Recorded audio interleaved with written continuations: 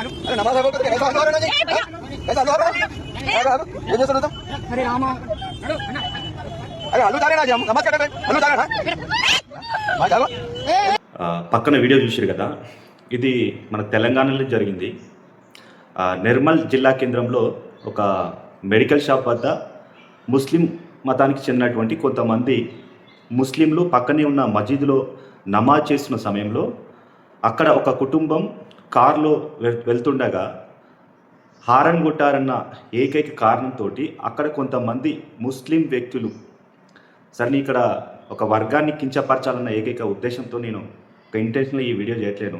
కేవలం గత 10 రోజుల క్రితం సమ్మక్క సారక్క జాతరలో కోవా బన్ విషయంలో ఎంఆర్పి రేటు ఎక్స్పైరీ డేట్ అడిగినందుకు ఒక బన్ బ్యాచ్ తయారయ్యి ఎంత పెద్ద రాద్ధాంతం చేసిరో మనందరికీ తెలిసిందే.